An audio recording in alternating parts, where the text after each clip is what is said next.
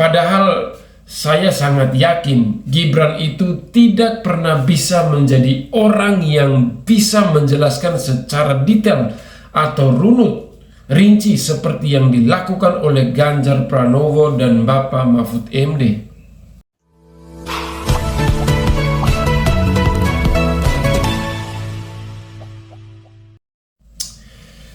Ramai-ramai poles Gibran agar kebodohannya tetap tertutup. Assalamualaikum, salam Om Swastiastu, Namo Buddhaya, salam kebajikan dan salam sejahtera untuk kita semua. Kembali lagi bersama saya Mata Kiri. Ramai-ramai menutupi kebodohan Gibran demi elektabilitas yang supaya tetap terjaga. Gibran ini adalah tokoh yang spesial di dalam Pilpres 2024 karena dia adalah calon wakil presiden yang diciptakan dari hasil karbitan dan nepotisme pamannya yang sudah terbukti melanggar etika berat Mahkamah Konstitusi. Dia diloloskan oleh pamannya lewat keputusan yang dilakukan secara mendadak, sampai membuat hakim Mahkamah Konstitusi lainnya merasa keheran-heranan lewat manuver Ketua Mahkamah Konstitusi yang merupakan adik ipar dari Presiden Joko Widodo. Dan tidak ada rasa malunya, Gibran langsung petantang petenteng seperti sok jagoan ketika menjadi calon wakil Presiden Prabowo yang mendaftarkan diri di KPU beberapa waktu singkat setelah keputusan kontroversial yang melanggar etika berat itu diputuskan oleh Mahkamah Konstitusi. Dan hal ini pun membuat Majelis Kehormatan Mahkamah Konstitusi atau MKMK bereaksi keras dan mengatakan bahwa keputusan Anwar Usman adalah keputusan yang melanggar etika karena adanya konflik of interest alias konflik kepentingan karena ada relasi keluarga di dalam pengambilan keputusan itu. Namun keputusan Majelis Kehormatan tersebut tidak mengubah esensi dari keputusan yang melanggar etika sehingga Gibran tetap melaju di karpet merah hasil karbitan. Bukan hanya itu, semua elemen pemilihan umum pun langsung seolah-olah menutup-nutupi kebodohan-kebodohan yang dimunculkan oleh Gibran. Bahkan format debat pun mau diubah demi tidak memunculkan kebodohan yang sudah pasti dimunculkan oleh Gibran yang tidak paham tentang politik dan juga mengurus negara. Format debat pun diubah dengan jargon supaya lebih kekinian. Padahal saya sangat yakin Gibran itu tidak pernah bisa menjadi orang yang bisa menjelaskan secara detail atau runut, rinci seperti yang dilakukan oleh Ganjar Pranowo dan Bapak Mahfud MD. Ganjar dan Mahfud memiliki pemahaman yang begitu tajam dan juga luas soal pemerintahan dan hukum, sehingga modal mereka untuk menjadi pemimpin adalah sangat besar. Sedangkan Gibran dan Prabowo tidak punya modal apapun kecuali modal bokap dan modal para pencuit-pencuit alias buzzer RP.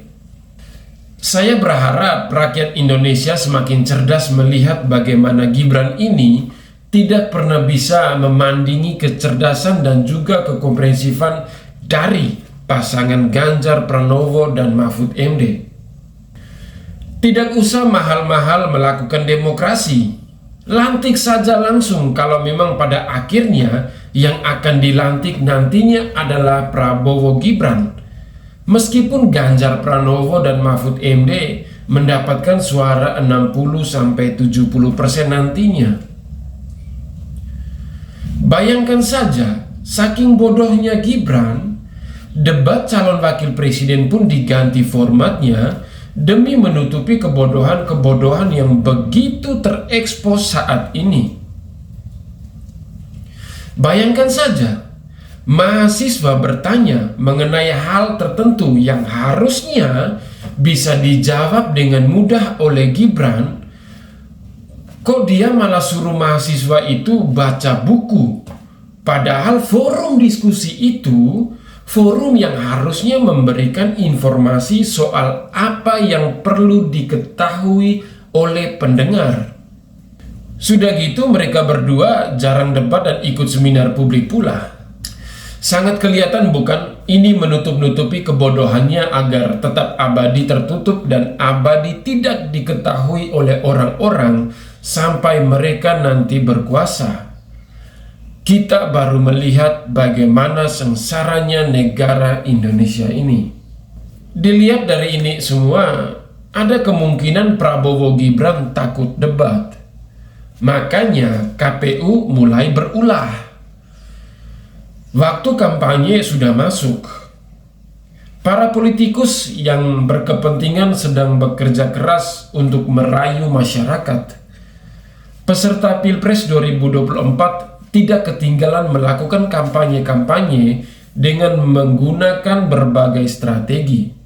Peserta Pilpres diwajibkan mengikuti debat Capres dan Cawapres yang rencananya akan dilaksanakan 5 kali ketika masa kampanye sampai 10 Februari 2024. Panggung debat ini salah satu langkah persuasi yang akan dinilai oleh masyarakat luas.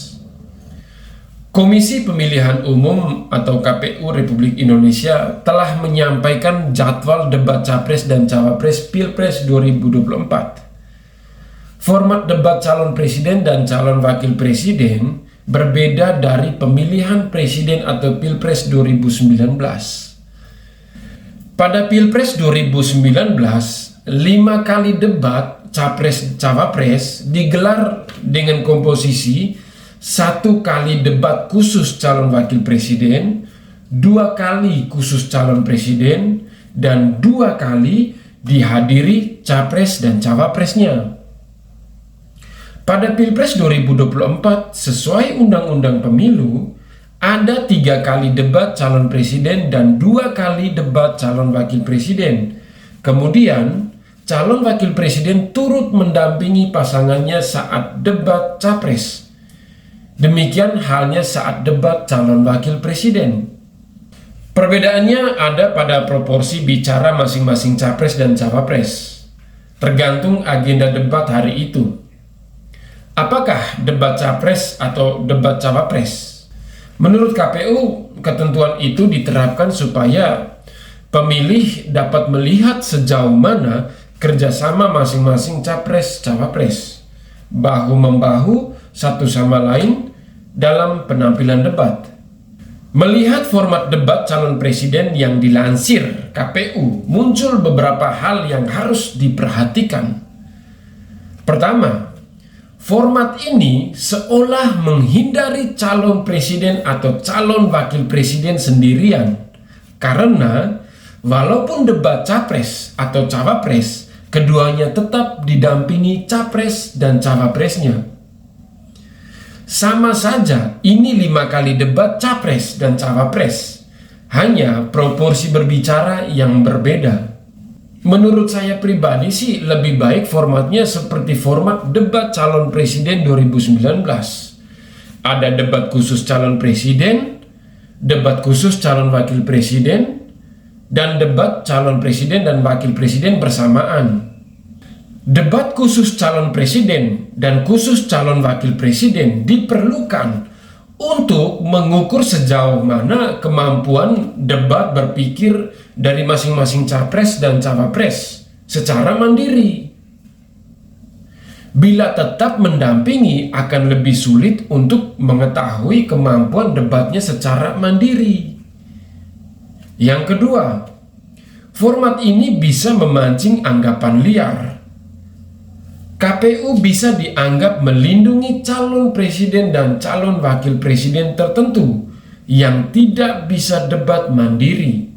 Melihat dialog publik yang dilaksanakan beberapa organisasi, terlihat ada calon presiden dan calon wakil presiden yang paling jarang hadir. Sebelumnya, Wahana Lingkungan Hidup Indonesia atau WALHI mengadakan dialog para capres pada 25 November 2023. Namun, hanya Anies yang datang memberi paparan dalam kegiatan yang membahas isu lingkungan tersebut. Prabowo dan Ganjar dikatakan tidak hadir karena ada agenda di tempat lain. Tidak hanya itu, tagar Prabowo Gibran takut debat menjadi trending topik di media sosial X, dulu Twitter, pada Kamis 23 November 2023. Tagar itu muncul setelah Gibran batal menghadiri dalam acara dialog publik PP Muhammadiyah di Universitas Muhammadiyah Surabaya, Jumat 24 November 2023. Bila dibandingkan calon wakil presiden lain, sosok Gibran dianggap paling mentah dari segi pengalaman. Caimin punya pengalaman puluhan tahun di politik, apalagi Mahfud MD yang sudah terbiasa debat politik.